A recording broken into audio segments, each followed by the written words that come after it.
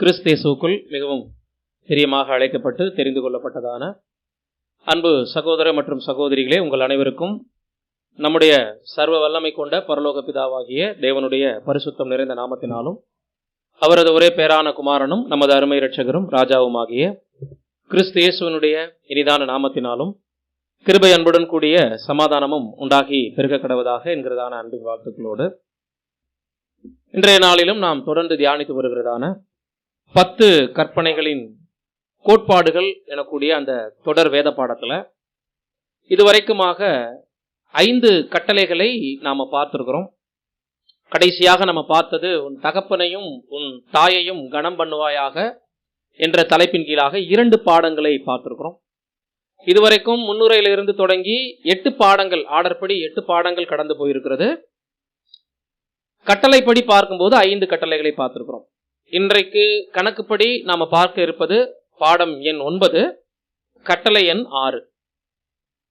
ஆதார வசனமாக யாத்திராகமம் 20ஆம் அதிகாரம் வசனம் 13 வாசிக்க கேட்போம். யாத்திராகமம் 20:13. கொலை செய்யாதிருப்பாயாக. அவ்வளவுதான். 10 கட்டளைகள்ல மிக மிக சுருக்கமான ஒற்றை வார்த்தையில சொல்லப்பட்ட 6வது கட்டளை கொலை செய்யாதிருப்பாயாக. அப்ப அன்புக்குரிய சகோதர சகோதரிகளே, தேவன் கொடுத்துட்ட ஏராளமான பிரமாணங்கள்ல மிக மிக சுருக்கமானது இந்த 10 கற்பனைகள். அந்த 10ஐயும் நாம சுருக்கும் போது கர்த்தராகிய இயேசு கிறிஸ்து புதிய ஏற்பாட்டுல அவைகளை 2ஆக மாற்றினார் என்று ஒவ்வொரு பாடத்திலையும் நம்ம பார்த்துட்டே வர்றோம். அப்போ அனைத்து பிரமாணங்களும் முழு இருதயத்தோடும் முழு ஆத்மாவோடும் தேவனிடத்தில் அன்பு கூறுவது மற்றும் தன்னை நேசிப்பது போல பிறனையும் நேசிப்பாயாக எனக்கூடிய 2ஆம் கற்பனைக்குள்ள அடங்குது. அனைத்துமே 10மே. அப்படி பார்க்கும்போது பிரியமானவர்களே, இந்த கொலை செய்யாதிருப்பாயாக என்று சொல்லும் போது கூட தேவன் பேர்ல நமக்கு இருக்கக்கூடிய அன்பு தேவன் சிருஷ்டித்த மனிதர்கள் பேர்லையும் சமமாக இருந்துச்சுன்னா நிச்சயமாக கொலை செய்யற ஒரு தவறு நடக்காது. சோ இதையும் நம்ம அந்த 2 விஷயத்துக்குள்ள உள்ளடக்கலாம். தேவனாகிய கர்த்தரிடத்துல முழு இருதயத்தோடும் முழு ஆத்மாவோடும் கூறக்கூடிய அன்பு, தன்னை நேசிப்பது போல பிறனையும் நேசிக்கக்கூடிய அன்பு, இது 2ம் சமமாக இருந்துச்சுன்னா கொலை என்கின்ற ஒரு அசம்பாவிதம், ஒரு கொடூர செயலை மனிதன் யாரும் செய்ய மாட்டாங்க. இப்ப கொலையை குறித்து ஒரு முன்னுரையாக நம்ம பார்க்கும்போது சில ஆய்வு அறிக்கைகள்ல குறிப்பிடுறாங்க, 20ஆம் நூற்றாண்டுல மட்டும், கடைசியாக கடந்து போன 20ஆம் நூற்றாண்டுல மாத்திரமே 110 மில்லியனுக்கு மேலான ஜனங்கள் யுத்தங்கள்ல கொலை செய்யப்பட்டிருக்காங்கன்னு ஒரு ஆய்வறிக்கை நமக்கு சொல்லுது. ஒரு நூற்றாண்டுல மட்டும். அப்ப பாத்துக்குங்க, 6000 வருடம் பூமியில எத்தனை கொலைகள் அரங்கேறி இருக்கும், என்னென்ன சூழ்நிலைகள்ல அரங்கேறி இருக்கும், அது நமக்கு கணக்கு தெரியாது. கடைசியாக கடந்து சென்ற 20ஆம் நூற்றாண்டுல 110 மில்லியனுக்கும் மேலான ஜனங்கள் கொலை செய்யப்பட்டிருக்காங்க, குறிப்பாக யுத்தத்தால். இதை கடந்து இன்னைக்கு கொலை நம்ம பார்க்கிறோம். ஜாதி மத வெறியினால் கொலை, இனப்படுகொலை, இதெல்லாம் நம்ம பார்க்கிறோம். பணம் காசு வரவு செலவு குடுக்கல் வாங்கல்னால கொலை, ஆணவ கொலை, பெண் சிசு கொலை, சொத்து தகராறுனால் ஏற்படக்கூடிய கொலை, இப்படி சொல்லிட்டே போலாம். அரசாங்கமே கூட சில மரண தண்டனையை, தூக்கு தண்டனை கைதிக்கு நியமிக்கிறத நம்ம பார்க்கிறோம். அப்ப அது கூட என்னதான் ஒரு அங்கீகரிக்கப்பட்ட ஒரு கொலையாக அரசாங்கமே சிலரை என்ன பண்ணுது, கொலை செய்யுதுன்னு சொல்லி நம்ம பார்க்கிறோம். அப்படி பார்க்கும்போது ஒற்றை சொல்லுல பரிசுத்த வேதாகமம் கொலை செய்யாதிருப்பாயாக என்று நமக்கு எச்சரிக்கக்கூடிய இந்த ஒரு வார்த்தைக்குள்ள இருக்கக்கூடிய அந்த சீரியஸான விஷயம் என்ன, ஏன் தேவன் இந்த கொலையை அனுமதிக்கிறது இல்லை என்று நம்ம அங்க பார்க்கும்போது, எந்த ஒரு உயிரையும் ஒரு மனுஷனால உருவாக்க முடியாது.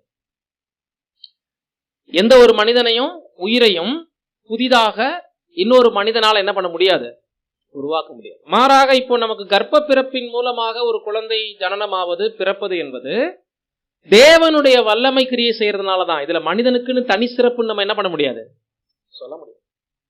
அது ஒரு புருஷ சித்தத்தினால் ஒரு ஸ்திரீனுடைய வயிற்றுல ஒரு குழந்தை உருவாகி இன்னைக்கு குழந்தை பிறந்தாலும் கூட அந்த குழந்தை உருவாவதற்கு ஆண் பெண்ணுடைய பங்கு என்னன்னு கேட்டா ஒண்ணும் இல்லை. நம்மளால இதய துடிப்பையோ எலும்புகளையோ சதையவோ இரத்த ஓட்டத்தையோ என்ன பண்ண முடியாது, உருவாக்க முடியாது. அப்ப தேவன் தனது வல்லமையை ஒரு ஸ்திரீயின் வயிற்றின் மூலமாக பிரயோகம் பண்ணி ஒரு சிருஷ்டிப்பை உலகத்துக்கு கொண்டுட்டு வரார். அப்படி நம்மளால எதுவுமே முடியாத பொழுது தேவனால் படைக்கப்பட்ட ஒரு சிருஷ்டிப்பை கொலை செய்யறதுக்கும் நமக்கு எந்த விதமான அதிகாரமும் இல்லை. ஏன்னா எந்த உயிரையும் இறந்த பின்னாடி நம்மளால உயிரோட கொண்டு வரவும் முடியாது, யாருக்கும் உயிரை கொடுக்கவும் முடியாது. இறந்த பிறகு யார் உயிரையும் மீண்டும் கொண்டு வரவும் நம்மளால முடியாது.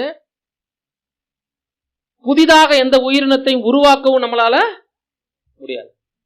இன்னைக்கு நிறைய உயிரினங்கள்ல இந்த கிராசிங் எல்லாம் பண்ணாங்கன்னா கூட அது இன்னொரு உயிரினங்களை வச்சுதான் ஜோடு ஜோடாக மற்ற ஒரு இனத்தை பெருக்கம் செய்ய முடியுமே தவிர சொந்த பலத்தால என்ன பண்ண முடியாது, யாருனால எதையும் உருவாக்க முடியாது. இன்னைக்கும் விஞ்ஞானம் இந்த அளவுக்கு வளர்ந்திருந்தாலும் மனுஷன் என்னென்னமோ செய்யறான், இன்னைக்கு எதோ பண்றான் மென்பொருள் மூலமாக, இல்லைங்களா? இன்னைக்கு மொபைல்லே அவ்வளோ டெக்னாலஜி வந்துருச்சு. ஆனாலும் இறந்து போன உயிரை ஒரு மனிதனால மீண்டுமாக என்ன பண்ண முடியாது, கொண்டு வர முடியாது. ரெண்டாவது, மனிதன் ஒவ்வொருவரும் தேவனுடைய சாயலின்படியையும் ரூபத்தின்படியையும் சிருஷ்டிக்கப்பட்டிருக்கனால அந்த கொலை யாருக்கு விரோதமானதாக பார்க்கப்படுது? ஒண்ணு, உயிரை நம்மளால உருவாக்கவோ மறுபடியும் மீட்டு கொண்டு வரவோ முடியாதுன்னு பார்க்கிறோம். ரெண்டு, சிருஷ்டிக்கப்பட்ட ஒவ்வொரு மனிதனும் மனுஷியும் தேவனுடைய சாயலின்படியையும் ரூபத்தின்படியையும் உண்டாக்கப்பட்டிருக்கிறபடினால அந்த கொலை யாருக்கு எதிரானதாக பார்க்கப்படுது? மனுஷ ஜாதியான எல்லாரும் ஒரே ரத்தத்தினால் தோன்ற பண்ணியிருக்கிறார் தேவன். அப்படிங்கும் போது ஆதாமை உருவாக்குனது தேவன். ஆதாமை தேவன் தனது சாயலின்படியையும் ரூபத்தின்படியையும் சிருஷ்டித்திருக்கும் போது எந்த ஒரு கொலை நடந்தாலும் அது தேவனுடைய சாயல் இருக்கக்கூடிய ஒரு நபரை நம்ம கொலை செய்வதாக அர்த்தப்படுது. அது தேவனுக்கு எதிரானதாக பார்க்கப்படுது. இதனாலதான் ஆதியாகமம் 9ஆம் அதிகாரம் வசனம் 6 இவ்வாறு வாசிக்க கேட்போம். ஆதியாகமம் 9 வசனம் 6. மனுஷன் தேவ சாயலில் உண்டாக்கப்பட்டபடியால் மனுஷனுடைய இரத்தத்தை எவன் சிந்துகிறானோ அவனுடைய இரத்தம் மனுஷனாலே சிந்தப்பட கடவது. பாத்தீங்களா?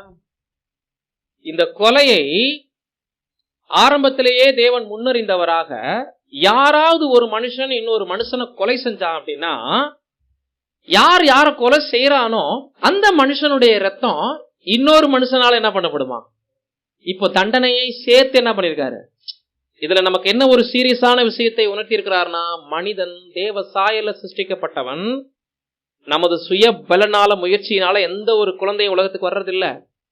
அப்படி உலகத்துக்குள் வந்திருக்கிற யாதொரு சிருஷ்டியையும் கொலை செய்யறது தேவனுடைய சாயல சிருஷ்டிக்கப்பட்டிருக்கிறனால அந்த ரத்தத்துக்கு பதிலா அவனுடைய ரத்தம் இன்னொரு மனுஷனுடைய கையினாலேயே சிந்தும். இதற்கு ஒத்த இன்னொரு வசனம் கூட இருக்கு. அதுக்கு முன்னாடி அந்த வசனத்திலேயே ஆதியாகமம் 9 4-5 வாசிங்க அப்படியே. மாம்சத்தை அதன் உயிராகிய இரத்தத்தோட புசிக்க வேண்டாம். உங்களுக்கு உயிராயிருக்கிற உங்கள் இரத்தத்திற்காக பழி வாங்குவேன். சகல ஜீவ ஜந்துக்களிடத்திலும் மனுஷனிடத்திலும் பழி வாங்குவேன். மனுஷனுடைய உயிருக்காக அவனவன் சகோதரனிடத்தில் பழி வாங்குவேன். இங்க இன்னொரு கூடுதல் இன்ஃபர்மேஷன் புரிஞ்சுக்கங்க. ரத்தம் சிந்துதல் எதற்கு சமமானதா? ஒரு மனிதனுடைய உயிருக்கு சமமானது. இப்ப எதுலதான் இருக்கு உயிர்?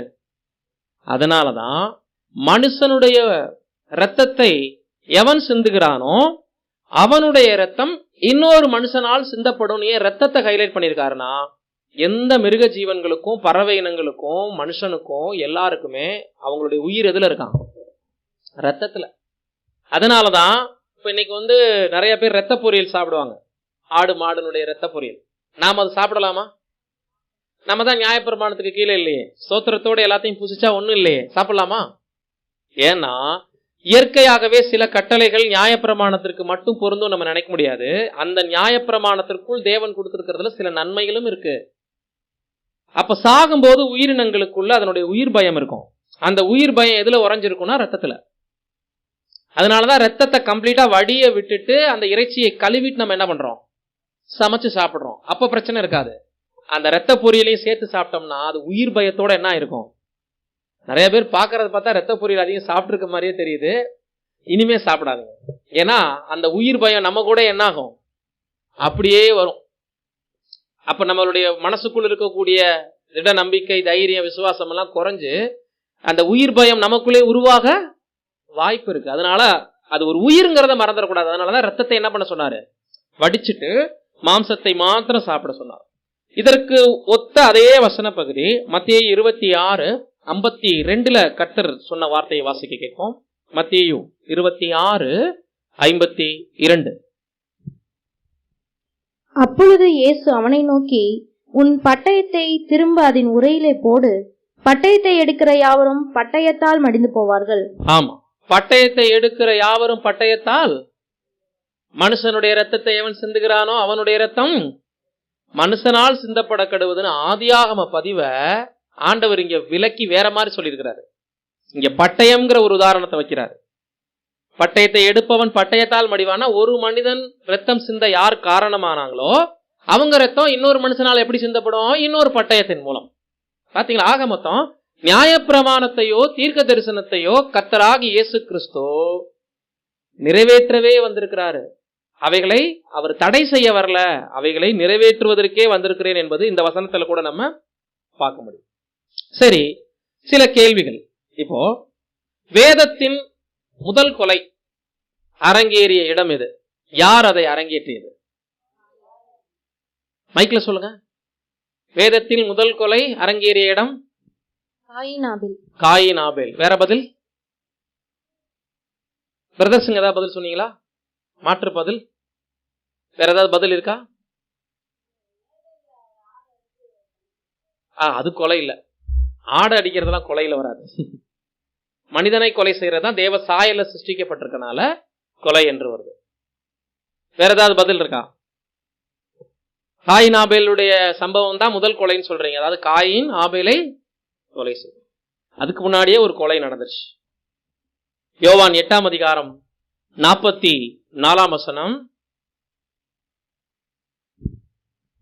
நீங்கள் உங்கள் பிதாவாகிய பிசாசானவனால் உண்டானவர்கள், உங்கள் பிதாவினுடைய இச்சைகளின்படி செய்ய மனதாயிருக்கிறீர்கள். அவன் ஆதி முதற்கொண்டு மனுஷ கொலைபாதகனாயிருக்கிறான். சத்தியம் அவனிடத்தில் இல்லாதபடியால் அவன் சத்தியத்திலே நிலை நிற்கவில்லை. அவன் பொய்யனும் பொய்க்கு பிதாவுமாயிருக்கிறபடியால் அவன் பொய் பேசும்போது தன் சொந்தத்தில் எடுத்து பேசுகிறான். தேவையான வார்த்தை, அவன் கொலைபாதகனாக இருக்கிறான். முதல் கொலை யார் செஞ்சது? இப்ப சாத்தான் தான் செஞ்சிருக்காரு. யார செஞ்சிருக்கிறாரு? ஆதாம. அந்த பதில் தான் நீங்க சொல்லியிருக்கணும். முத காயின் ஆபேலை கொலை செய்தது சாத்தானுடைய தூண்டுதலின் பேர்ல தான். அவருக்கு கொலை செய்யணுங்கிற எண்ணம் வந்தது யாரால? சாத்தானால. ரீப்ரிண்ட் நம்பர் 39:28 சகோதரர் ரசல் அவர்கள் குறிப்பிடும் போது 39:28 கொலை செய்ய வேண்டும் என்கின்ற எண்ணம் அல்லது மனநிலை அல்லது ஆவி யாருடையது அப்படின்னு சொல்றாருன்னா, முதல் கொலையாளியான எதிராளியான சாத்தானுடையதாகும். அப்ப நீங்க இன்க்ளூட் பண்ணிக்கங்க. இன்னைக்கு யாராவது கொடூரமா கொலை செய்யறாங்க இன்னொருத்தவங்களை அப்படின்னா அவங்களுக்குள் யாருடைய தூண்டுதல் தான் இருக்கும்? யாருடைய ஸ்பிரிட் உள்ள வந்தா கொலை செய்ய தூண்டும் அப்படின்னா சாத்தானுடைய ஆவிதான். ஆனா நமக்கு பார்க்கும்போது ஒரு பட்டயத்தை எடுத்தோ அல்லது கல்ல தூக்கி போட்டு கொன்ன மாதிரியோ ரத்தம் சிந்துற அளவுக்கு ஆதாமை சாகடிச்ச மாதிரியோ ரெக்கார்ட்ஸ் இல்லாதனால முதல் கொலை உங்க எல்லாருக்கும் என்ன ஞாபகத்துக்கு வந்துருச்சுன்னா, காயின் ஆபேலை கொலை செய்தது முதல் கொலைன்னு வந்து எல்லாரும் மனசுல நிக்குது. உண்மைதான். இது இன்னொரு விதத்துல முதல் மனிதன் மற்றொரு மனிதனை கொலை செய்ததுதான் காயின் ஆபேல் சம்பவம். ஆனால் மனித குலத்தையே முதல் கொலை செய்தது யாருன்னா சாத்தான், இல்லைங்களா? அவன் ஆதி முதற்கொண்டு மனுஷ கொலைபாதகனாக இருக்கிறான். சரி, காரணங்களை கண்டுபிடிச்சிட்டோம்னா காயின் ஆபேல் சம்பவத்துக்கும் சாத்தான் ஆதாமை கொன்றதுக்கும் இடையில இருக்கக்கூடிய ஒற்றுமையை நம்ம கண்டுபிடிச்சிடலாம். சாத்தான் செய்தது கொலைதான் அப்படின்னு ஃபைனல் பண்ணலாம். காரணம் என்ன? சரி, ஏதேன் தோட்டத்துல ஏவாளை வஞ்சிக்கும் போது பாவனையான உரையாடல் போல பயன்படுத்தப்பட்டிருக்க வார்த்தை இருக்கு இல்லைங்களா? அதுல ஆசை வார்த்தை காட்டும் போது என்னென்னலாம் சாத்தான் பயன்படுத்தினார். அவன் இப்ப படிச்சோம் இல்லைங்களா? அவன் பொய் சொல்லும் போது சொந்தத்தில் எடுத்து பேசுகிறான், உண்மை அவனிடத்துல இல்ல. அந்த கொலைபாதக விஷயத்தோட சேர்த்து இதையே ரெக்கார்ட் பண்ணணும் நமக்கு. அவன் பொய்யனா இருக்கிறானா? இதை நீங்க புசிக்கும் நாளில் உங்கள் கண்கள் திறக்கப்பட்டு தேவ தூதர்களை போல ஆவீர்கள். இந்த பொய்க்கு பின்னாடி என்ன இருக்கு? அதான் கொலை. இந்த பொய் ஏன் அரங்கேற்றப்பட்டது அப்படின்னா, சாதாரண மனிதர்களுக்கு தன்னை காவலாளியாக தேவன் ஏதேன் தோட்டத்துல வைக்கும் போது பரலோகத்தில் தன்னுடைய பிரதானமான இடத்தை சாத்தான் நினைச்சு பார்க்கிறாரு. இப்ப கோடான கோடி தூதர்கள் சாத்தானுக்கு சல்யூட் பண்ணிட்டு போயிட்டு இருந்தாங்க. லூசிஃபராக அவர் பரலோகத்துல வானத்து விடிவெள்ளியாக கர்த்தராக இயேசு கிறிஸ்துவுக்கு அடுத்த ரேஞ்சில் இருக்கும்போது இவங்க 2 பேர் தான் விடியற்காலத்து நட்சத்திரங்கள், அதிகாலை விடிவெள்ளிகள். அப்படிப்பட்ட ஒரு பிரதான தூதன் நிலையில காணப்பட்டவர், பரலோகத்துல ஒரு 3வது போற்றுதலுக்குரிய இடத்துல இருந்தவர், சாதாரண மனித பிறவிக்கு காவலாளியாக வைக்கும்போது இந்த மனிதனுக்கு பூமியில ராஜரீக அதிகாரத்தை தேவன் கொடுக்கிறாரு, சாத்தானுடைய கண்ட்ரோல்ல இல்லாம. சாத்தான் என்ன கெஸ் பண்ணிட்டாரு, என்ன யோசிச்சுட்டாருன்னா, நம்ம கைவசம் இந்த பூமியை ஒப்படைச்சிட்டு ஆளுகையை நம்ம கிட்ட கொடுத்துட்டு இந்த மனிதனை தங்களுக்கு அடிமையாக தேவன் கொடுப்பாருன்றது அவருடைய எண்ணம். இப்ப ராஜா அதிகாரம் யாருக்கு கொடுத்துட்டாரு? இப்போ சாத்தானுடைய கொலைக்கு பின்னாடி இருக்கிறது என்ன? கரெக்டா சொல்லுங்க பார்க்கலாம். சரியான பதில் சொல்லுங்க, மைக்ல சொல்லுங்க பார்க்கலாம். மைக்ல சொல்லுங்க. பொறாமை. சாத்தான் முதல் கொலை செய்ததுக்கு பின்னாடி இருந்த ரீசன் என்ன? யார் மேல கொண்ட பொறாமை? மனுக்குலத்தின் மேல கொண்ட பொறாமை. சாதாரண மனிதனை பூமிக்கு ராஜா, எனக்கு இவங்களுக்கு வாட்ச்மேன் வேலையா? இதுதான் உன்னில் குற்றம் கண்டுபிடிக்கும் நாள் வரைக்கும் நீ குறைவற்று இருந்தாய்னு எசேக்கியேல் நம்ம படிக்கிறோம். உன் அழகினால் உன் இருதயம் மேட்டிமையாயிற்று. நீ சிருஷ்டிக்கும் போது அவ்வளோ அழகா இருந்த, உன்னுடைய ஞானம் அவ்வளோ பெருசுன்னு நம்ம எதிராளியாகிய சாத்தான் படத்துல நம்ம படிச்சிருக்கோம். இந்த அழகின் மினுக்கு சாத்தானுடைய சௌந்தரியத்தையும் பூர்ணத்தையும் குறிக்குது. அவர் சாத்தானாக மாறுவதற்கு முன்பு சாதாரண மனிதனுக்கு தன்னை காவலாளியா வச்சதுனால பொறாமை அவருக்கு என்ன ஆயிடுச்சு? மனுக்குலத்தை தப்பா கைட் பண்றாரு. இல்ல, தேவன் ஒரு விஷயத்தை உங்ககிட்ட மறைச்சிருக்காரு, இதை நீங்க சாப்பிட்டீங்கன்னா உங்க கண்கள் திறக்கப்பட்டு தேவ தூதர்களை போல மாறிடுவீங்க, பூமியில இருக்க மாட்டீங்க. இதனாலதான் உங்களை எங்க கொண்டு போய் வைக்க சொல்லிட்டாரு? உங்களை என்ன சொல்லிட்டாருன்னா, நீங்க சாப்பிட வேண்டாம்னு சொல்லிட்டாரு தேவன். தேவன் பேர்ல தப்பான அபிப்பிராயத்தை இந்த பொறாமை அடுத்து வெளிப்படுத்துது. பாருங்க, கொலைக்கு பின்னாடி என்னென்ன இருக்கும்னு நீங்க நோட் பண்ணணும். இப்போ பாடத்துல கொலைன்னு சொல்லிட்டு என்ன பார்த்துட்டு இருக்கோம்? சாத்தானுடைய பொறாமை. பொறாமையோட என்ன வருது? பொய், பித்தலாட்டம். இதுக்குள்ள என்ன இருக்கு? நயவஞ்சகம். இல்ல, உங்களுக்கு வேற ஒரு ஆசீர்வாதம் இருக்கு, அதை தேவன் தடை செய்ய பாக்குறாருன்னு தேவன் பேர்ல தப்பான அபிப்பிராயத்தையும் சேர்த்து விதைக்கிறாரு. இதுக்கு பின்னாடி இன்னொன்னு இருக்கு, நான் தேவனுக்கு சமமாக மாறி காட்டுறேன் பாரு, தேவனுக்கு மேலாக என்னுடைய நட்சத்திரத்தை, என் சிங்காசனத்தை நான் உயர்த்துவேன். பூமியின் மேல ஆளுகையை மட்டும் தேடாம தேவனுக்கு சமமாக ஆக நினைச்சிருக்கிறார் பாரு. உன்னதமானவருக்கு ஒப்பாவேன், இந்த பூமியை அவர் ஆளுகை செய்யற இடத்துக்கு நான் என்ன பண்ணுவேன்? போவேன் அப்படின்னு யோசிச்சதுனாலதான் மனுக்குலத்தை முதலாவது தேவனுக்கு எதிராக மாற்றி பூமியை தன்வசப்படுத்த அவர் நினைச்சதனுடைய விளைவுதான் முதல் மனித மரண தீர்ப்பை தேவன் கொடுத்ததுக்கு காரணமாயிடுச்சு. இப்ப இதுக்கு ஒபே பண்ணனால, அதாவது சாத்தானுக்கு கீழ்ப்படைஞ்சனால ஏவாள் அந்த பழத்தை சாப்பிட்டாங்க, ஏவாள் கொடுத்தனால ஆதாம் சாப்பிட்டாரு. 2 பேருமே யாருக்கு கீழ்ப்படியல? தேவனுக்கு கீழ்ப்படியல. சோ அவங்களுக்கு தேவன் சொன்ன மரண தண்டனை வந்துருச்சுனாலே இந்த மரணத்தை ஆதாம் ஏவாளுக்கு வாங்கி கொடுத்தவர் இப்ப யாரு? சாத்தான். இன்னும் சொல்ல போனா குற்றமற்றவர்களுடைய ரத்தம் சிந்தும் கைங்கிற வசனம் இந்த இடத்துலதான் பொருந்தும். ஏவாளுக்கும் ஆதாமுக்கும் என்ன இல்ல? பியூர் இருதயம் இருந்துச்சு, சுத்த மனசாட்சி இருந்துச்சு. அவங்க மனசை கெடுத்து அவங்கள தேவனுக்கு எதிராக மாத்திருக்காரு இல்லைங்களா? இதுதான் துர்ஆலோசனையை பிணைக்கும் இருதயம் நம்ம படிக்கிறோம். புரியுதுங்களா? இப்ப சாத்தான் தான் மனுக்குலத்தின் கொலையாளி, ஒற்றை கொலையாளி, பெரிய கொலையாளி. இப்போ அப்படியே நீங்க ஜெராக்ஸ் எடுத்துக்கங்க. யார? காயின. நீங்க சொன்ன பதில் பூமிக்கு கரெக்ட். அது எங்க வாசிக்கிறோம்? 1 யோவான் 3ஆம் அதிகாரம் 12ஆம் வசனம்.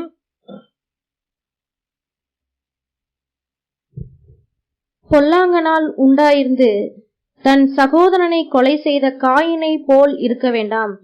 அவன் எது நிமித்தம் அவனை கொலை செய்தான்? தன் கிரியைகள் பொல்லாதவைகளும் தன் சகோதரனுடைய கிரியைகள் நீதியுள்ளவைகளுமாய் இருந்ததின் நிமித்தம் தானே. அப்படியே பொருந்துதா சாத்தானுக்கு சொல்லப்பட்ட வார்த்தை? சாத்தான் பொறாமையினாலும் வஞ்சனையினாலும் தேவனுக்கு எதிரான தப்பான அபிப்பிராயத்தினாலும் மனுஷ ஜாதி கொலை செய்துட்டான். இப்போ யாருக்கே பிறந்த மாதிரி இந்த வசனம் சொல்லுது காயின? அப்படின்னா சாத்தானுடைய சிந்தையை கருவாக கொண்டிருக்கிறார் யாரு? காயின். காயின் சாத்தானுக்கு பிறக்கல. நிறைய பேர் இப்படி தப்பான உபதேசம் கூட பண்றாங்க. ஏவாளுக்கும் சாத்தானுக்கு பிறந்தவர் தான் காயின்னு சொல்லிட்டு இருக்கிறாங்க, தெரியாத நபர்கள். அதை விட்டுருங்க. காயினுடைய மனதை, சிந்தையை ஆக்கிரமிப்பு பண்ணிருக்கிறது யாரு? சாத்தான். அதனாலதான் பொல்லாங்கனால் உண்டாயிருக்கிற காயினை போல இருக்க வேண்டாம். ஆன்சர் என்ன சொல்றாரு? அவன் எதனால் கொலை செய்தான்? தன் கிரியைகள் பொல்லாதவைகளாகவும் தன் சகோதரனுடைய கிரியைகள் நீதி உள்ளதா இருந்துச்சுன்னா அவர் மந்தையின் தலையீற்ற கொண்டு போய் பலியாக செலுத்தினார் இல்லைங்களா? யாரு? ஆபேல். அதை தேவன் சுகந்த வாசனையாக அங்கீகரித்தார். ஆனால் காயினுடைய பலியை தேவன் அங்கீகரிக்கலன்னு சொல்லும் போதே காயினுடைய இருதயம் தேவனுக்கு ஏற்புடையதாக இல்லை. இப்போ இவர் என்ன பாதையை தெரிவு செஞ்சிருக்கணும்? தன் தம்பியை விட தேவன் நுகரும்படி இன்னும் பெஸ்டான பலிகள் என்ன? தானும் மந்தையிலிருந்து ஆடு மாடுகளை கொடுக்கலாம், அப்படி யோசிச்சிருக்கலாம். அல்லது நல்ல சுகந்த வாசனை திரவியங்களை தேவன் நுகரும்படி செலுத்தலாம், அப்படி யோசிச்சிருக்கலாம். ஜெபம் பண்ணிருக்கலாம். ஆனால் என்னை விட என் தம்பியினுடைய பலியை தேவன் எப்படி அங்கீகரிக்கலாம்? அப்ப இந்த கொலைக்கு பின்னாடி என்ன இருந்துச்சு? பொறாமை. கவனிச்சிங்களா? கொலைக்கு பின்னாடி எல்லாம் என்ன இருக்கும்? பொறாமை, போட்டி, பகை. நாள்பட்ட பகை பழிவாங்கு உணர்ச்சியாக மாறி ஒரு நாள் அவரும் வெறும் தனித்திருக்கும் போது அவர் கொலை செய்தார்னா, இப்ப இந்த கொலை ஒரு சில நேரங்கள்ல, மணி நேரங்கள்ல, நாட்கள்ல உண்டானதா? பல நாட்கள் இவர் இருதயத்துக்குள்ள சேகரிக்கப்பட்டது. ஏவாள் மனதை கெடுத்த மாதிரி இப்ப காயினை கைட் பண்ணிருக்கிறது பின்னாடி இருந்து யாரு? அதுதான் தெளிவா புரிஞ்சுக்க. இந்த மனுக்குலம் முழுவதும் ஒருத்தரை ஒருத்தர் கொலை செய்யறாங்க, சாகுறாங்கன்னா ஏன் தேவன் எக்ஸ்கியூஸ் கொடுத்து தன் குமாரனை இப்ப கொடுத்து நம்மளுக்கு மீண்டும் ஒரு சான்ஸ் கொடுத்திருக்காருன்னா, நம்ம ஒருவருக்கு ஒருவர் அடிச்சுக்கிட்டு சாகிறது. இந்த கொலைக்கு பின்புலத்துல என்ன இருக்குன்னா சாத்தான் இருக்கிறாரு, பொறாமை இருக்குதான் செய்யுது. இதுக்கு தேவன் நமக்கெல்லாம் எக்ஸ்கியூஸ் கொடுத்ததுக்கு, மரணத்திலிருந்து நம்மளை மீட்டதுக்கு என்ன காரணம்னா, மனுஷ ஜாதி எல்லாரும் மோசம் போக்கப்பட்டவர்கள். ஒரு மனிதன் கொடூரமா கொலை செய்யறானா கூட அதுக்கு பின்னாடி யார் இருக்கிறா? சாத்தான் இருக்கிறனாலதான். அப்ப ஒவ்வொரு கொலைக்கும் பின்னாடி பகை, விரோதம் கண்டிப்பா இருக்கும். இன்னைக்கும் பாருங்க, ஜெயில சிறை தண்டனையை முடிச்சுட்டு ஒரு குற்றவாளி வெளியே வர்றான், பகையாளி அவனை கோர்ட்டு வாசல்லையே வச்சு விட்டுறான். நடக்குதா இல்லைங்களா? பழி தீர்த்தல் ஜெயிலையும் கோர்ட்டு வாசல்லையும் நடக்குது. போன வருஷம் இதே திண்டுக்கல் ஜெயில அப்படி விடுதலாய் வெளியே வர்ற ஒரு நபரை அப்படியே தலையை துண்டா வெட்டி எடுத்துட்டு போறாங்க. வருஷம் நம்ம ஊர்ல நடக்குது இல்லையா? கோர்ட்ல மாறி மாறி மாறி மாறி போட்டி கொலைகள் நடக்கும். பின்னாடி என்ன இருக்கு? கோஷ்டி. அந்த கோஷ்டிகளுக்குள்ள ஒருத்தருக்கு ஒருத்தர் என்ன இருக்கு? பகை உணர்வு, பழிவாங்கும் எண்ணம். காரணம், நீ பெரியாளா, நான் பெரியாளா. கவனிச்சிங்களா? அப்போ கொலைங்கிறத நம்ம எப்படி மட்டும் எடுக்கக்கூடாது. வெறும் கொலைங்கிற குற்றத்தை எப்படி நம்ம புரிஞ்சுக்கணும்னா, ஒரு மாபெரும் தவறுக்கான முதிர்ச்சி அடைகிற இடம் தான் கொலை. மாபெரும் பெரிய பெரிய தவறுகள் அரங்கேறி முடிகின்ற இடம் கொலை. கொலைக்கு பின்புலத்துல நாள்பட்ட பகை, விரோதங்கள், கலகங்கள், பழி எண்ணங்கள், இருதயத்துக்குள் பொறாமை, போட்டி, சின்ன சின்ன சண்டைகள், விரோதம் எல்லாம் நிறைஞ்சு காணப்படும். பெருமை கூட சேர்த்துக்கலாம். நீ என்னை விட பெரியவனா அப்படிங்கும்போது அந்த இடத்துல என்ன இருக்கு? சாத்தானுடைய காரியத்துக்கு பின்னாடி என்ன இருந்தது? பொறாமை மற்றும் பெருமை. புரியுதுங்களா? இப்ப இதை கர்த்தர் நல்ல உணர்ந்துதான் புதிய ஏற்பாட்டுல இந்த பிரமாணத்தை எப்படி உயர்த்தி இருக்காரு பாருங்க. ஏன்னா நம்ம ஒவ்வொரு பாடத்திலையுமே நேரடியா நியாயப்பிரமாணத்துல சொல்லப்பட்ட கட்டளையை நமது இரட்சகராக இயேசு கிறிஸ்து எப்படி உயர்த்தினார், அதை எப்படி விஸ்தாரமாக்கினார்னு பார்க்கும்போது மத்தேயு 5ஆம் அதிகாரம் 21, 22 வாசிக்க கேட்போம். மத்தேயு 5, 21, 22. கொலை செய்யாதிருப்பாயாக என்பதும் கொலை செய்கிறவன் நியாய தீர்ப்புக்கு ஏதுவாய் இருப்பான் என்பதும் பூர்வத்தாருக்கு உரைக்கப்பட்டதென்று கேள்விப்பட்டிருக்கிறீர்கள். எங்க? யார் பூர்வத்தார்?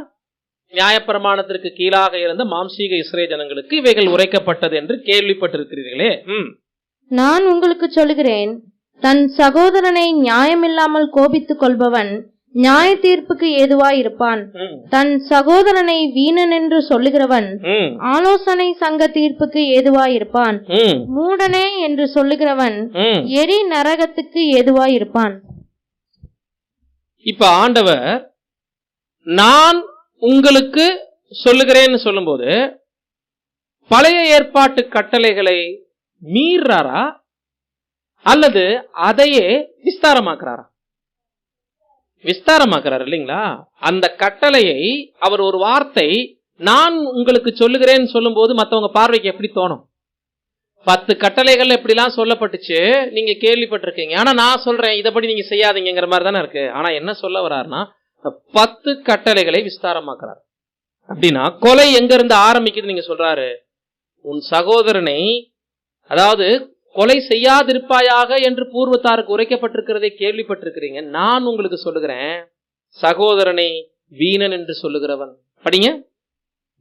தன் சகோதரனை நியாயமில்லாமல் கோபித்துக் கொள்பவன். அப்ப நியாயத்தோட கோவிச்சுக்கலாமா? அந்த இடத்துல காரணம் இல்லாமல் வரணும். உண்மைதான், காரணம் இருந்தா கோவிக்கலாம். காரணங்களே இல்லாம என்ன பண்ணக்கூடாது, யாரையும் கோபிக்க கூடாது. அந்த கோபத்துல என்ன இருக்கலாம்? அந்த காரணத்துடன் கூடிய கோபத்துல என்ன இருக்கணும்? கோபம் கொண்டாலும் பாவம் செய்யாது இருக்கணும். புரியுதுங்களா? அப்ப காரணத்தோட கோபிக்கிறதுக்கு ரைட்ஸ் இருக்குது, காரணம் இல்லாமல் கோபிக்க கூடாது.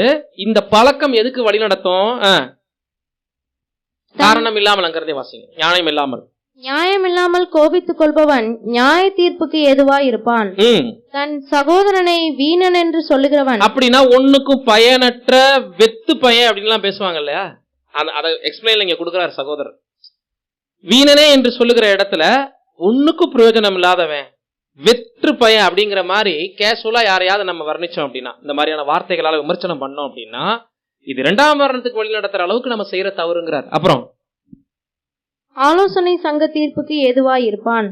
மூடனே என்று சொல்லுகிறவன் எரி நரகத்துக்கு ஏதுவாய். அப்படின்னா ஒண்ணுமே தெரியாது இந்த சகோதரனுக்கு, ஒண்ணுமே தெரியாது, முட்டாள், மூடன் அப்படிங்கிற அளவுக்கு தரந்தாழ்ந்த சகோதரர்களை நம்ம பேசுறோம் அப்படின்னா, அதாவது பயனற்ற, வெற்று அல்லது முட்டாள்தனமான, மூடத்தனமானங்கிற வார்த்தை எதுக்கு சமமாகுதுங்கிறார் இப்ப புதிய ஏற்பாட்டுல. கவனிச்சிங்களா? ஏன் இந்த வார்த்தைகளை குறிப்பிடுறாரு அப்படின்னா, கொலை அப்படிங்கிறது முடிவடைகிற இடம்.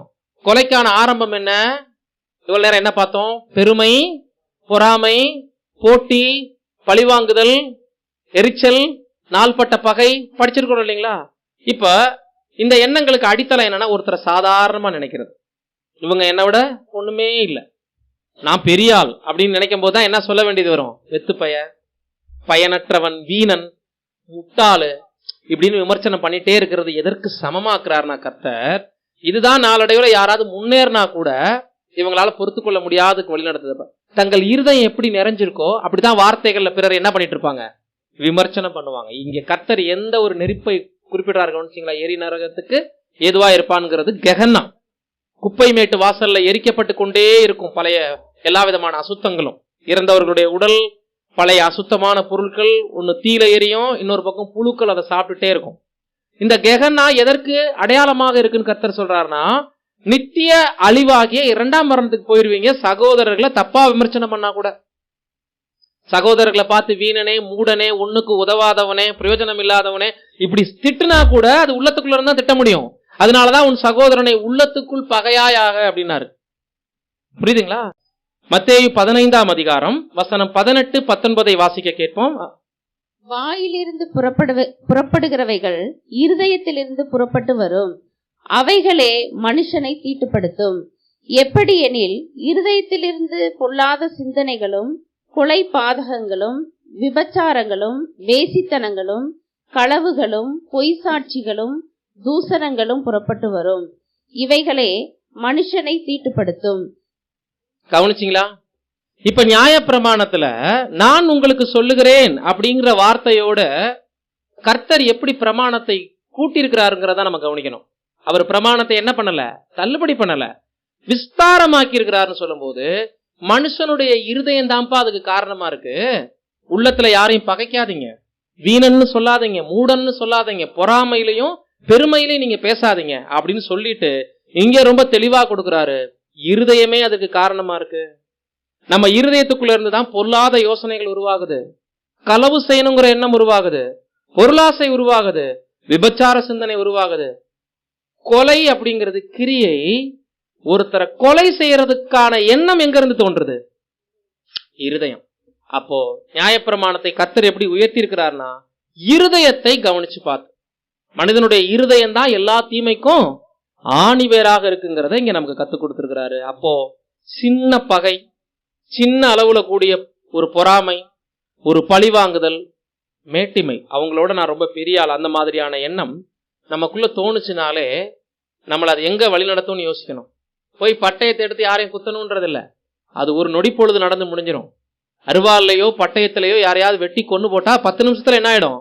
விஷயம் முடிஞ்சிடும். ஆனா அதை விட மோசமான துர்க்குணமாக இருக்கு உள்ளத்துக்குள் சின்ன சின்ன பகை, பொறாமை, புறங்கூறுதல், கோபப்பட்டுட்டே இருக்கிறது, நாள்பட்ட பகையாக உள்ளத்துக்குள்ள அவைகளை அடக்கி வச்சிருக்கிறது. இவைகள் எல்லாம் ஒரு நாளைக்கு முடிவடைகிற இடம் தான் கிரியை தான் கொலை. அப்ப நேரடியான கொலை செய்யாத யாரும் தாங்கள் கொலை செய்ய மாட்டோம்னு என்ன பண்ண முடியாது. இப்போ கொலை நடந்துருச்சுன்னு பெருசா பேசுறோம்ல, அப்ப நாம என்ன செய்யறது இல்லைன்னு அர்த்தமாகுது? கொலை செய்யறது இல்லை. ஆனா இருதயம் இவ்வளவு துர்க்குணத்துல நிறைஞ்சிருந்துச்சுன்னா நம்ம எல்லாருமே யார் தான் தேவனுக்கு முன்னாடி?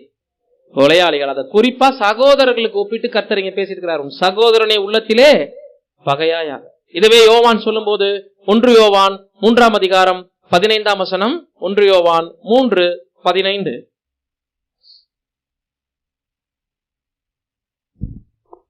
தன் சகோதரனை பகைக்கிற எவனும் மனுஷ கொலைபாதகனாய் இருக்கிறான். மனுஷ கொலைபாதகன் எவனோ அவனுக்குள் நித்திய ஜீவன் நிலைத்திராது என்று அறிவீர்கள். ஆமா, நம்ம எல்லாம் ஒருவரில் ஒருவர் அன்பு கூர்ந்தனாலதான் இந்த சத்தியத்துக்குள்ளே வந்திருக்கோம். தேவகுமாரன் நமக்காக ஜீவனை கொடுத்தாரு.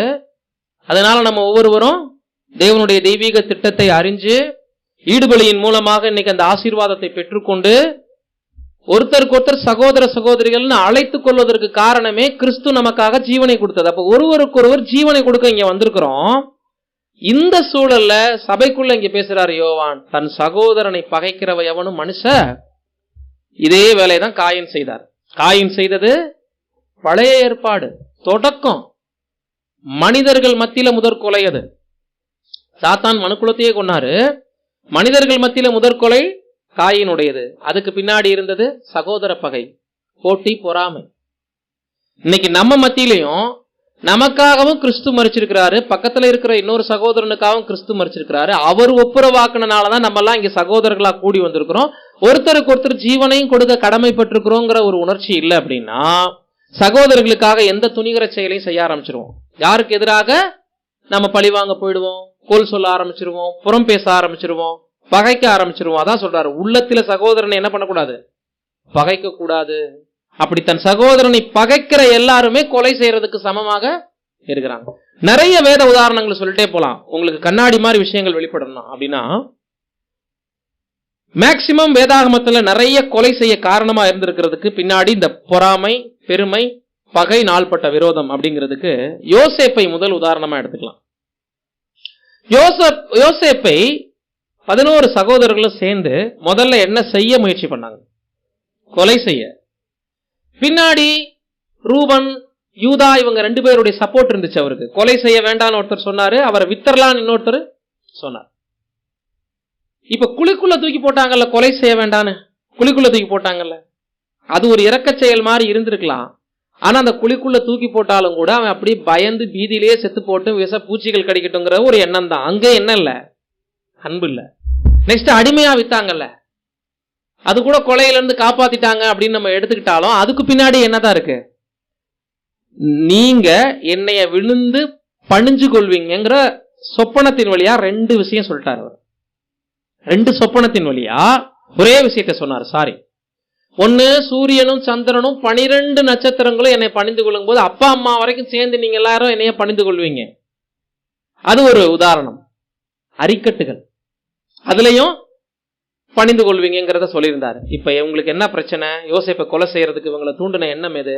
என்ன, எங்களை விட 11 பேரை விட நீ சின்ன பையன், எங்களை துரைத்தனம் பண்ணிருவியா? நீ எங்களை ஆளுகை செய்திருவியா? அப்பா உனக்கு கொடுத்துட்டு அதிகப்படியான இடம் தானே இப்படிலாம் யோசிக்க வச்சுச்சு. இப்ப இவங்களுடைய யோசேப்பை கொலை செய்ய தூண்டின எண்ணம் எது?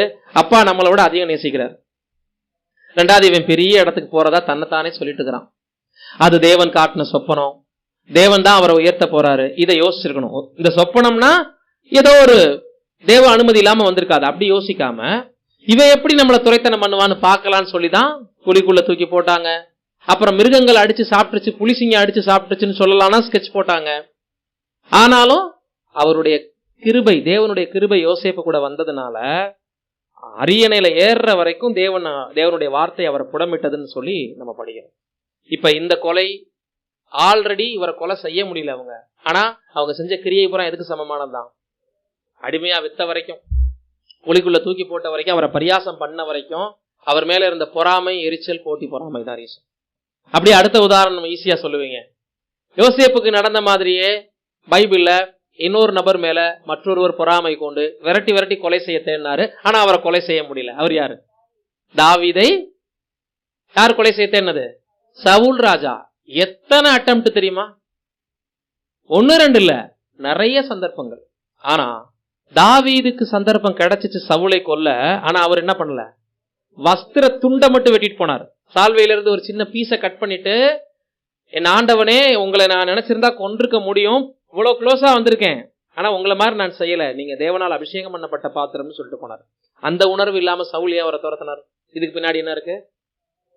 தாவீது கொன்றது 10,000 டாங்க, சவுல் கொண்டது வெறும் 1000 டாங்க. இப்ப என்ன விட 10 மடங்கு இவரு தேவனுக்கு முன்னாடி பெரிய ஆளா நிக்கிறாரு. ஜனங்களுக்கு முன்னாடி தேவன் இவரை பெருசா பயன்படுத்த போறாரு. தேவன் தாவீதை இப்ப அபிஷேகம் பண்ணிட்டா, என்ன விட திறமையா வந்துட்டா இப்ப நான் என்ன பண்றது? இந்த போட்டி பொறாமை. கவனிச்சிங்களா? அப்ப சவுலை விட ஜனங்கள் தாவீதை பாராட்டினது அவருக்கு பொறாமை, போட்டி, பழி உணர்ச்சி, நாள்பட்ட பகையா மாறி கொல்றதுக்கு வகை தேடுறாரு, ஓடிக்கிட்டே இருக்கிறாரு. கடைசியில அவருக்கு மனநிலையே பாதிக்கப்பட்டு அஞ்சனம் பார்க்கிற ஸ்திரீ வரைக்கும் ஓடிட்டார். ஏன்னா தேவன் அவரை கைவிட்டுறார். சவுளுடைய கிரியை பொல்லாததா இருந்தனால ராஜ்யபாரத்தினுடைய நாட்கள் முடிகிற வரைக்கும் தாவீது அந்த ராஜ்யபாரத்துக்கு வரல. ஆனாலும் தாவீதை எப்ப சாமுவேல் அபிஷேகம் பண்ணாரோ அப்ப இருந்தே சவுல் மேல தேவனுடைய பார்வை போய் யார் மேல வந்துருச்சு? தாவீதின் மேல. இவரையும் கொலை செய்யல, ஆனா எதுக்கு சமந்தான் சவுல் செஞ்சது? அந்த பகை, விரோதம், நாள்பட்ட பொறாமை, போட்டி, பழி உணர்ச்சி, இதெல்லாம் தாவீதை கொலை செய்ததுக்கு சமம். இவ்வளவு தூரம் தாவீதை பேசுறோம்ல, அதே தப்ப தாவீதும் பண்ணாரு. யார் விஷயத்துல? உரியா விஷயத்துல. உரியாவினுடைய மனைவியின் மீது அவர் கொண்ட ஆசையினால யாரை கொண்டு போட்டாரு? உரியாவை. இதுக்கு பின்னாடி பொறாமை இல்ல, போட்டி இல்ல, ஆனா இன்னொரு விஷயம் இருக்கு, பேராசை. தனக்கு தேவன் கொடுத்திருக்கிற வாழ்க்கை, அங்க இருக்கக்கூடிய மனைவி, குழந்தைகளை விட தாவீதுக்கு இருந்தது இன்னொரு பேராசை, பிறன் மனைவின் மீது கொண்ட ஆசை. அப்ப கொலைக்கு எதெல்லாம் காரணமா வருது? இப்ப அப்படியே ஆட் ஆயிட்டே வருது பாருங்க. பதவி காரணமா இருக்கு, கவனிச்சிங்களா? பொறாமை காரணமா இருக்கு, போட்டி காரணமா இருக்கு, அதிகப்படியான ஆசை காரணமா இருக்கு, பொருளாசை கூட கொலைக்கு காரணமா இருக்கு. அப்ப கொலைங்கிறது ஒற்றை சொல். இந்த கொலை அரங்கேறுவதற்கு பின்னாடி என்ன இருக்கு? மனிதர்கள் மத்தியில பணத்தாசை, போட்டி பொறாமை, பதவி ஆசை, பிறர் பொருள் மேல நமக்கு ஆசை, பொறாமை, நாள்பட்ட பகை, விரோதம், என்னோட நீ திறமசாலியா அப்படின்னு நினைக்கிறது. இப்படி நிறைய சம்பவங்களை சொல்லிக்கிட்டே போலாம். ஃபைனலா புதிய ஏற்பாட்டுக்கு வாங்க, வேற எங்கேயும் போக வேண்டாம். ஆண்டவர் இயேசுவை இஸ்ரேல் ஜனங்களும் வேதபாரர்களும் கொலை செய்ததுக்கு பின்னாடி என்ன இருக்கு? தெய்வீக திட்டம் இருக்கு. ஆதாமுக்காக மீட்கும் பொருள் இருக்கு. இதை விட்டுருங்க, ஞான அர்த்தங்களை நான் கேட்கல. மீட்பரை நமது ஆண்டவராகி இயேசு கிறிஸ்துவை கொலைக்கு ஒப்பு கொடுத்ததுக்கு பின்னணியில் என்ன மட்டும்தான் இருக்கு? ஆண்டவராகி இயேசு கிறிஸ்து செய்த செயல் போல வேதபாரகர்களால செய்ய முடியலங்கிற பொறாமை. இந்த மனிதன் பெரிய பெரிய அற்புதங்களை செய்யறானே, இன்னும் என்னமா போய் முடிய போதோ, மரித்த 4 நாள் மரித்த பணத்தை என்ன பண்ணிட்டாரு? எழுப்பிட்டாரேன்னு லாசரை கொல்றதுக்கு ஸ்கெட்ச் போடுறாங்க. இவங்களுக்கு அப்ப இவர் தேவகுமாரனா இருக்கணும் இல்லையாங்கிறது முக்கியம் இல்ல, அவர் தேவகுமாரனா இல்லையாங்கிறத கண்டுபிடிச்சிருக்கணும். உயிரோட கொண்டு வந்த ஒரு மனிதனையும் கொலை செய்யற அளவுக்கு பொறாமை போயிருக்கு. பாத்தீங்களா?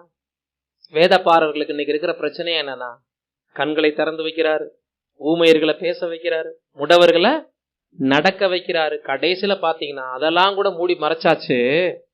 4 நாள் பணத்தை உயிரோட திரைச்சீலை சுத்தப்பட்ட ஒரு பிரேதம் வெளியே எந்திரிச்சு வந்துருச்சுன்னா, இப்ப லாசருவை மறுபடியும் கொண்டு போட்டா மட்டும்தான் இது சாத்தியம். இப்படி ஆண்டவருக்கு அவருடைய கிரியைகளால யாரும் பகைக்கணுங்கிற அவசியமே இல்லை. ஏன்னா கிரியை நல்ல கிரியை. அதையும் பகைக்கிறாங்கன்னா அப்ப அதுக்கு பின்னாடி என்ன வேணும்? பொறாமை, போட்டி, இன்னொன்னு, இவங்களோட அவர் சேர்ந்து இருக்கணுமா. எந்த அற்புதத்துக்கு பின்னாடி யார் இருக்கணும்? 4 வேத பாரகரோட போனோம். ஒரு வீட்டுக்குள்ள இவரு போய் தலைமையில கை வச்சு 4 பேர்த்த ஜெபம் பண்ணி அவங்களுடைய வியாதி வேதனை எல்லாம் குணமாயிட்டா இந்த புகழ் புறம் யாருக்கும் சேர்ந்து வரும்? வேத பாரகர் கூட்டம் வந்துச்சு, ஜெபம் பண்ணாங்க. உயிர்த்தெழுதெல்லாம் நடந்தா எங்க வச்சு இவர் செஞ்சா ஒத்துருப்பாங்க? தேவாலயத்துல வச்சு இவங்களையெல்லாம் கனப்படுத்தி இவங்களுக்கும் இதெல்லாம் முடியுங்கிற மாதிரி காமிச்சு ஒருவேளை அவங்களோட ஒத்து போயிருந்தாருன்னா ஆண்டவருடைய அற்புதங்கள் ரெட் கார்பெட் விரிச்சு என்ன பண்ணிருப்பாங்க? வரவேற்றிருப்பாங்க. இப்ப இவங்களோட சேரல. அப்ப அதே இவங்களுக்கு மிகப்பெரிய பகை. இவங்களால செய்ய முடியாததெல்லாம் செய்யறாரு. இங்க போட்டி பொறாமை வளர்ச்சி அடைஞ்சு பரபாசை விடுதலை செய்யும் இவரை சிலுவையில் அறையும் வரைக்கும் ஜனங்கள் கேட்கிற அளவுக்கு ஜனங்களையே நன்றி மறக்கிற ஜனங்களாக தான் நம்ம பாக்குறோம் இல்லையா? இப்ப ஜனங்களும் சேர்ந்தா என்ன பண்ணிருக்காங்க? இந்த கொலைக்கு காரணமா இருக்காங்க.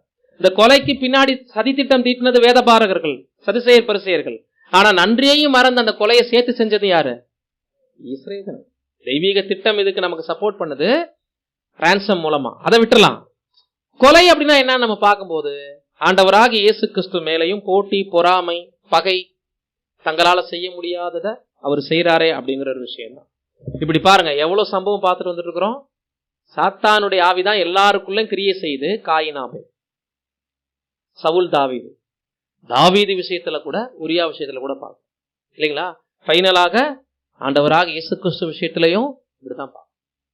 சரி, இப்ப இவ்வளவு தூரம் மனிதன் செய்யக்கூடாது என்று தேவனால் தவிர்க்கப்பட்ட இந்த கொலை, கண்டிஷனாக சொல்லி இதை மீறக்கூடாது என்று சொல்லப்பட்டிருக்கக்கூடிய இந்த ஒரு கொலை தேவனால் அரங்கேறியதா இல்லையா? வேதம் முழுவதும் பிதாவாகிய தேவனே நிறைய பேத்த கொன்னு போடுன்னு சொல்லியிருக்கிறாரா இல்லையா? விபச்சாரம் செய்தால் அவங்களை அங்கேயே கொன்னு போடும். மலையை தொட்டவன் அடிவாரத்தை தொடும் போதே செத்துருவான். நாதா பபியோ தூப கலசத்துல அந்நிய அக்னியோட போகும்போது ஸ்பாட்லயே செத்தாங்க.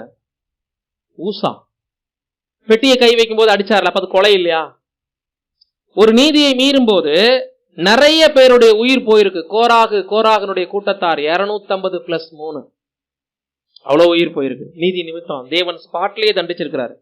அதோனியா, யோவாபு, சாலமோன் பீர்ல கொலை செய்யப்பட்டாங்க. இதெல்லாம் யோசிச்சு பாருங்க. தேவன் செஞ்சா அப்ப சரியா? மனிதன் கொலை செய்யாதிருப்பாயாக கத்துக் கொடுத்துட்டு கொலைக்கான ரீசனையும் இவ்வளவு நேரம் நமக்கு கத்துக் கொடுத்திருக்கிறார் தேவன். அந்த கொலை செய்யும் போது தேவ சாயல சிருஷ்டிக்கப்பட்ட மனிதனை கொலை செய்யும் போது அது தேவனுக்கு எதிரான குற்றமா பார்க்கப்படுது. ரத்தத்துல உயிர் இருக்கு. அப்படி ரத்தத்தை சிந்துற மனுஷன் இன்னொரு மனிதனால ரத்தம் சிந்தப்படுவான். இவ்வளவு சொல்லிட்டு இதே பரிசுத்த வேதாகமம் எங்கும் தேவன் நிறைய தண்டனையின் மூலமாக கொலை செய்திருக்கிறாரு. இது எப்படி சாத்தியமா? இது சரியா தப்பான்னு கேட்டா நம்மளுடைய பதில் என்ன அப்படின்னா 2 பதில் கொடுக்கலாம். ஒண்ணு, நாம யாரையாவது கொலை செஞ்சோம்னா நம்மளால உயிரோட கொண்டு வர முடியாது. மனிதனை கொல்ல மட்டும்தான் நம்மளால முடியும். மற்றொரு மனிதனை உருவாக்க நம்மளால முடியாது. அப்ப தேவன் செய்யறத நம்ம என்னன்னு பார்க்கவே முடியாது. கொலையினே பார்க்க முடியாது. ஒரு ஆபரேஷன் கூட சொல்லிட்டு போலாம். அவர் வேணும்னா வைப்பார், வேணும்னா எடுத்துக்குவார், மறுபடியும் கொண்டு வருவார். சோ அது பனிஷ்மெண்ட். கவனிச்சிங்களா? தேவன் கொடுக்கறது என்னது? நாம செய்தால் அது கொலை, தேவன் கொடுத்தாருன்னா அது என்னங்க? தண்டனை அப்படிங்கறத நம்ம புரிஞ்சுக்கணும். 2வது அதுல இன்னொரு விஷயம் என்னன்னா, அவர் தண்டனை கொடுக்கிறாருன்னா அது நீதியா இருக்கும், நியாயமா இருக்கும், அது தண்டனையா இருக்கும். முதல்ல அது கொலைன்னு பார்க்கப்படக்கூடாது. அதே நேரத்துல தேவன் செய்யற அந்த காரியத்துக்கு பின்னாடி மிகுந்த நீதி இருக்கும். ஒருபோதும் அதுல தப்பு அப்படின்னு சொல்றதுக்கு என்ன இருக்காது? ஒண்ணுமே இருக்காது. புரியுதுங்களா? இதனாலதான் அன்புக்குரிய சகோதர சகோதரிகளே, ரோமர் 12ஆம் அதிகாரம் 19 வாசிக்கிறோம். ரோமர் 12:19.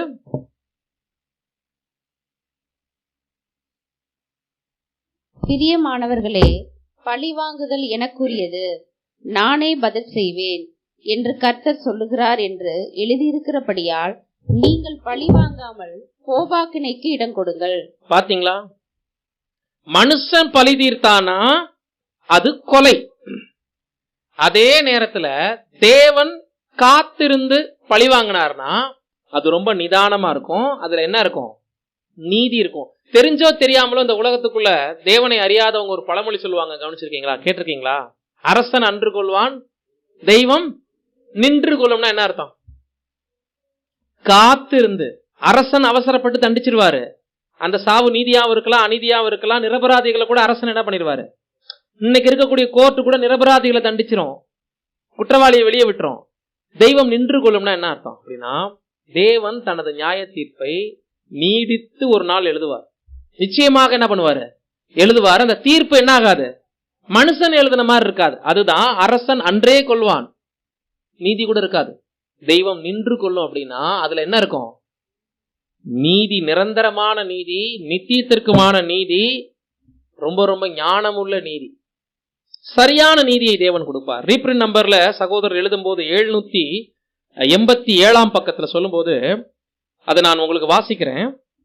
தேவன் தம்முடைய கோபத்தை வெளிப்படுத்தி அதன் நீதியை காண்பிக்கும் அதே வேளையில் நம்முடைய வீழ்ந்த நிலையின் காரணமாக நம்மால் நியாய தீர்ப்பில் தவறு இழைக்காமல் இருக்க முடியாது. புரியுதுங்களா என்ன சொல்ல வர்றாருன்னு? தேவன் தம்முடைய கோபத்தை வெளிப்படுத்தி அதன் நீதியை காண்பிக்கும் அதே வேளையில் நம்முடைய வீழ்ந்த நிலையின் காரணமாக நம்மால் நியாய தீர்ப்பில் தவறு இழைக்காமல் இருக்க முடியாது. எனவேதான் இவற்றை குறித்து மிகவும் எச்சரிக்கையாக இருக்கும்படி அறிவுறுத்துகிறார். எனவே அபூரணர்களாக இருக்கும் நம்மை தீர்ப்பு செய்யும் காரியத்தில் விடுவித்து தவறு செய்ய முடியாத அவர் பழிவாங்குதலை எடுத்துக் கொள்கிறார். புரியுதுங்களா? என்ன அருமையான வார்த்தை, கவனிச்சிங்களா? நாம ஒருத்தரை பழி தீர்க்க போறோம் அப்படின்னா விழுந்து போன நிலையில நம்மளால தப்பு செய்யாம இருக்க முடியாதுன்னு சொல்ல வர்றாரு. அதனால நம்மளால தவறிழைக்க முடியாதுங்கிறதுனாலதான் இதை எச்சரிக்கையாக இருங்கன்னு நமக்கு அறிவுறுத்திட்டு தண்டிக்கிற அதிகாரத்தை, நியாயம் தீர்க்கக்கூடிய அதிகாரத்தை பரிபூரணமான அவர், தப்பு செய்யாத அவர், நியாயமாய் தீர்ப்பு செய்யறவர் கையில் எடுத்துக்கிறாரு. அதனாலதான் பழிவாங்கிறத ஏன்ட்ட விட்டுருங்கிறாரு. புரியுதுங்களா? இன்னைக்கு ஒருத்தர் நமக்கு எதிராக துரோகம் பண்றாங்க, தீமை செய்யறாங்கன்னா அவங்கள நாம சரிகட்ட போனோம் அப்படின்னா அபூர்ணர்கள் தவறு இழைக்க வாய்ப்பு இருக்கு. அந்த தவறுக்கு கூடுதலா தண்டிச்சிருவோம், அல்லது அதுக்கு குறைவா என்ன பண்ணுவோம்?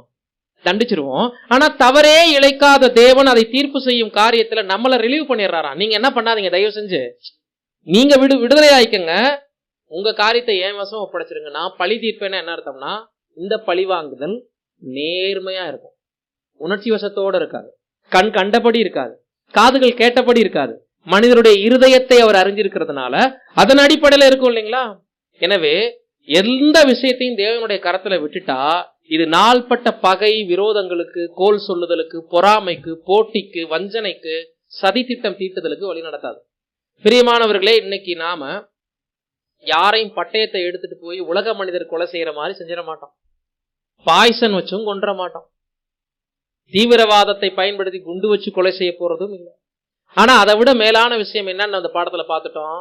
உள்ளத்துக்குள் நாள்பட்ட பகை, விரோதம், கசப்பு உணர்ச்சி, இது தொடர்ந்து கொண்டிருப்பதே கொலையாக பார்க்கப்படுகிறது. ஒருத்தர் இல்லாத பொழுது கூட ஒருத்தர் மேல இருக்கக்கூடிய வன்மத்தை அதிகமா உட்கார்ந்து பேசும்போது அந்த இடத்துல அவங்களுடைய ரத்தத்தை நம்ம சிந்திட்டு இருக்கோம். புரியுதுங்களா? அவங்க மேல இருக்கக்கூடிய அதிருப்தியை கூட்டு சேர்ந்து பேசுற இடத்துல கூட்டு கொலை பண்றோம். தனியா உள்ளத்துக்குள்ள கசப்பு வச்சுட்டு இருக்கோம்னா தனி கொலை பண்றோம். ஆக மொத்தம் இந்த பழிவாங்குதல் கிரியைகளை மட்டும் இல்ல, இருதயத்துக்குள்ளேயும் பண்ணலாம், மனசுக்குள்ளேயும் பண்ணலாம்.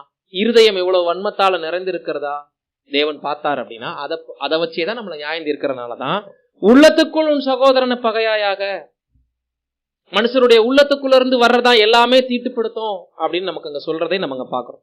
அப்ப அன்புக்குரிய சகோதர சகோதரிகளை, கன்க்ளூஷனுக்கு, முடிவுரைக்கு வரும்போது இந்த கட்டளை ரொம்ப சிம்பிளான கட்டளை, ஆனா அது உள்ளம் சார்ந்ததுன்னு நம்ம கண்டுபிடிச்சிட்டோம்.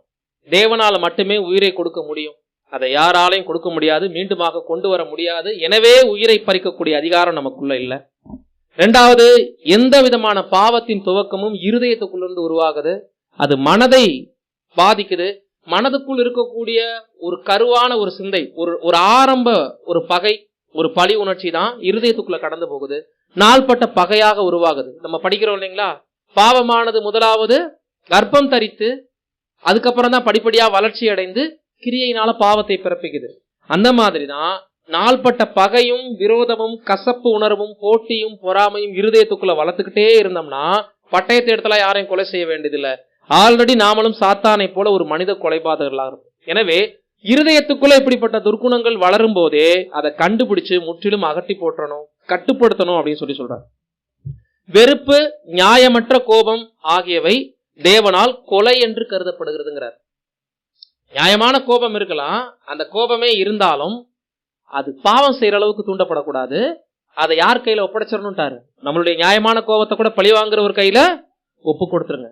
ரீப்ரிண்ட் நம்பர் 423 சொல்லும் போது 423 சொல்லும் போது, தேவன் தம் ஜனங்களை அவர்கள் எதை சாதிக்க முடியும் என்பதன் அடிப்படையில் அல்ல, மாறாக அவர்களின் இருதயத்தின் நோக்கத்தால் நியாயம் தீர்க்கிறார். இந்த பாடத்தினுடைய முடிவு நமக்கு எதை கற்றுக் கொடுக்குதுன்னா, நமது நியாய தீர்ப்பை சரியான இடத்துல கொண்டு வந்து நிறுத்துது. தேவன் தம் ஜனங்களை அவர்கள் எதை சாதிக்க முடியும் என்பதன் அடிப்படையில் இல்ல, நமக்கிட்ட எவ்வளவு திறமை இருக்கு, அதை எவ்வளவு பலி செலுத்துறோம், எவ்வளவு தேவனை பிரியப்படுத்துறோம் வேலை செய்யறதுல, கிரியையில, அப்படிங்கிறத வச்சு நம்மளை நியாயம் தீர்க்கிறது இல்லையா. அது நம்மளை பரிசுத்தப்படுத்துற ஒரு பார்ட். நம்ம தேவனுக்கு வேலை செய்யறது, திறமை தாளங்களை பலி செலுத்துறது. ஆனால் அதன் அடிப்படையில் அல்ல, மாறாக அவர்களின் இருதயத்தின் நோக்கத்தால் நியாயம் தீர்க்கிறார். எனவே நம் நோக்கங்கள் அன்பினால் தூண்டப்பட வேண்டும். இப்ப மனுஷ கொலை அப்படின்றது நம்மளுடைய விஷயத்துல ரத்தம் சிந்துற அளவுக்கு போக வேண்டியதில்ல. பகை, விரோதங்கள், கசப்பு உணர்வு, போட்டி, பொறாமை, நாள்பட்ட பழிவாங்கும் உணர்ச்சி, அப்படியே ஒருத்தரை பார்க்கும்போது ஃபுல் அண்ட் ஃபுல் வெறுப்பு வந்துடுது. இதுவே கொலைக்கு சமமா இருக்கும்போது இந்த கொலையை மேற்கொள்ள நாம என்ன செய்யணும் என்பதை பேதுரு சொல்லும் போது ஃபைனலாக வாசிங்க. 1 பேதுரு 4 அதிகாரம் 8 வசனம். எல்லாவற்றிற்கும் மேலாக ஒருவரில் ஒருவர் ஊக்கமான அன்புள்ளவர்களாய் இருங்கள். அன்பு திரளான பாவங்களை மூடும். ஒருத்தரை மன்னிக்க முடியாததுனாலதான் பகை வருது. பகை கொலைக்கு வழி நடத்துது, பொறாமைக்கு வழி நடத்துது, போட்டிக்கு வழி நடத்துது, பழிதீர்க்க வழி நடத்துது. அப்ப ஒருவரில் ஒருவர் அன்பு எப்படி கூறணும்னு சொல்லிட்டாரு? ஊக்கம்னா ரொம்ப இன்ட்ரெஸ்டா, வாலண்டியரா, ஒருத்தர் இருந்து எதிர்பார்த்து அதுக்கப்புறம் உங்களுக்கு அன்பு கிடைக்கணும் அப்படி நீங்க யோசிக்காம, நீங்க அன்பு காட்டணும்னு யோசிக்காம, உங்க அன்பை முதல்ல ஊக்கமான விதத்துல மத்தவங்க மேல காட்ட ஆரம்பிச்சிட்டீங்கனாலே அன்பு திரளான பாவத்தை, பிறரை மன்னிக்கிற மனப்பக்குவம் வந்துட்டாலே அவங்க மேல இருக்கக்கூடிய பழி உணர்ச்சி தீர்ந்துடும். சோ இந்த பகை கொலைக்கு வழிநடத்துறதுக்கு முன்னாடி ஆரம்பத்திலேயே மன்னிக்கும் மனப்பக்குவம் அதிகமா நமக்குள்ள வந்துருச்சுனாலே இந்த மனுஷ கொலையை நம்ம என்ன பண்ணலாம்? மேற்கொள்ளலாம். அதே மாதிரி 1 யோவான் 3 அதிகாரத்துல இதனுடைய முழு தாற்பரிகத்தையும் பேசுறாரு. 14 தொடங்கி 16 முடிய. 1 யோவான் 3 14 தொடங்கி 16 வசனம் முடிய.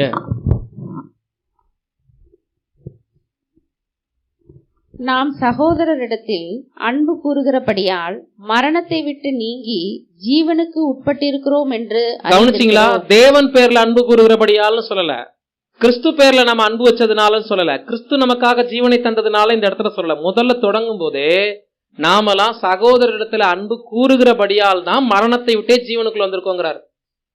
அப்படின்னா கர்த்தர் இயேசுனுடைய ரான்சமை நம்ம விசுவாசிக்கிறதோடு என்னை போல பாவியா இருக்கிற இன்னொரு சகோதரனும் என்ன மாதிரியே தானே, அவரும் ஒரு பலவீனத்துல தானே வந்திருப்பார். இப்படிங்கிற எண்ணத்துல மற்றவங்களை நம்ம நேசிக்க ஆரம்பிக்கிற இடம் தான் கிறிஸ்துவுடைய ஈடுபலியே நம்மளுடைய வாழ்க்கையில நமக்கு பிரயோஜனப்படுகின்ற இடமா. அப்புறம் சகோதரனிடத்தில் அன்பு கூறாதவன் மரணத்திலே நிலை கொண்டிருக்கிறான். கவனிச்சீங்களா? இங்க ரான்சம மறுதலிக்கிறத பத்தி பேசாம அந்த அன்பு சகோதரிடத்துல நீங்க தொடர்ந்து வைக்கலைன்னா அன்பு கூறாதவன் எதிலேயே நிலை கொண்டிருக்கிறான்ட்டாரு? மரணத்திலே நிலை கொண்டிருக்கிறான். தன் சகோதரனை பகைக்கிற எவனும் மனுஷ கொலைபாதகனா இருக்கிறான். மனுஷ கொலைபாதகன் எவனோ அவனுக்குள் நித்திய ஜீவன் நிலைத்திராது என்று அறிவீர்கள். அவர் தம்முடைய ஜீவனை நமக்காக கொடுத்ததினாலே அன்பு இன்னதென்று அறிந்திருக்கிறோம். நாமும் சகோதரருக்காக ஜீவனை கொடுக்க கடனாளிகளாய் இருக்கிறோம். ஆமா, தன் சகோதரனை தொடர்ந்து பகைச்சுக்கிட்டு இருந்தா அவங்க மனுஷ கொலைபாதகன், சாத்தானுக்குரிய பேரை கொடுக்கிறார். சகோதர ஒற்றுமை இல்லாம இருந்து சகோதரர்களை பகைக்கிற வேலையை எந்த நியாயமுள்ள காரணங்களும் இல்லாம செய்துட்டு இருந்தோம்னா அதுக்கு பேர் என்னவா? சாத்தானுக்கு கொடுக்கக்கூடிய பேர் மனுஷ கொலைபாதகன். அவனுக்குள்ள என்ன இருக்காதுன்ட்டாரு? நித்திய ஜீவனே முதலாவது இருக்காது, அழியாமை 2வது. இந்த பூமியில இப்ப நீதிமானாக்கப்பட்டிருக்கிறோம்ல, அதுக்கு பேர் தான் நித்திய ஜீவன். அந்த ஜீவன் நிலைமையிலே இல்ல மரணத்துல உலகத்தானை மாதிரிதான் நம்ம இருப்போங்கிறார். சத்தியத்தை அறிகிற அறிவுக்கு வந்தோம், நாள்பட்ட பகை, விரோதம், கசப்பு, நியாயம் இல்லாமல் நமக்குள்ள இருந்துச்சுன்னா நம்ம இன்னும் மரணத்துல நிலை கொண்டு இருக்கக்கூடிய புறஜாதி ஜனங்கள் மாறிங்கிறார். ஏன்னா கர்த்தர் தன்னுடைய ஜீவனை நமக்காக கொடுத்ததுனாலதான் அன்பே இன்னதென்று நமக்கு தெரியும். அப்படின்னா இங்க ஃபைனலா என்ன முடிக்க வராரு? மற்றவங்களை கொலை செய்யறத பத்தி இந்த பாடம். ஆனா மற்ற எல்லாருக்காகவும் தன் ஜீவனை கொடுத்ததுதான் தெய்வீக திட்டம். பாவிகளுக்கும் துரோகிகளுக்கும் மாற்றாக தனது பரிபூரண சரீரத்தை பலியாக ஒப்பு கொடுத்திருக்கிறாருங்கிற சிந்தை வந்துருச்சுன்னா பிறரை பழிவாங்க நம்ம என்ன பண்ண மாட்டோம், யோசிக்க மாட்டோம். பிறரை மன்னிச்சிருவோம், பிறர் மேல இரக்கம் காமிச்சிருவோம், மற்றவங்களுடைய ஜீவனுக்கான எல்லா தேவைகளையும் நாம செய்ய ஆரம்பிச்சிருவோம். இப்படி கிறிஸ்துவுடைய முன்னுதாரணத்தை எடுத்து உள்ள வந்திருக்கிற நம்ம கிட்ட கம்பேரிசனா வைக்கிறார் தேவன். நீங்க ஒருவரில் ஒருவர் ஊக்கமா அன்பு வைக்கலைன்னா நீங்க மரணத்துலதான் நிலை கொண்டிருப்பீங்க. என் மகனுடைய ஈடுபலியை விசுவாசிக்கிறது மட்டும் நீங்க ஜீவனோடு இருக்கிறதுக்கான தகுதி இல்ல. அவர் ஜீவனை கொடுத்ததுனாலதான் அன்பு என்னன்னே உங்களுக்கு தெரியும். நீங்க ஒருவரில் ஒருவர் அன்பு கோரல அப்படின்னா நீங்க மரணத்திலே தான் நிலை கொண்டிருப்பீங்க. எனவே ஒருவருக்கொருவர் ஊக்கமான அன்பு கூறக்கூடியவங்களாக இருக்கணும். ஏன்னா தேவகுமாரன் அப்படிப்பட்ட ரோல் மாடலை நமக்கு காமிச்சிருக்கிறாரு. இந்த அன்பு திரளான பாவத்தை மூடக்கூடியதாக இருந்தால் மனுஷ கொலையாகிய உள்ளத்துக்குள் அரங்கேறக்கூடிய நாள்பட்ட போட்டி, பொறாமை, பகை, விரோதம், கசப்பு உணர்ச்சி இல்லைங்களா, பேராசை, பொருளாசை, இது எல்லாம் உள்ளத்துக்குள் வரும்போது பிறரை அழிக்கும் அளவுக்கு, கொலை செய்யற அளவுக்கு தூண்டுது. புது சிருஷ்டிகளாக இருக்கக்கூடிய நாம ஒவ்வொருவரும் கர்த்தரை போல ஒருவருக்கொருவர் ஜீவனை கொடுக்கிற அளவுக்கு உன்னத அன்பை கொண்டிருந்தால் நிச்சயமாக மனித கொலையாகிய இத்தனை அனைத்து விதமான கசப்புகளையும் நாம் மேற்கொள்ளலாம்.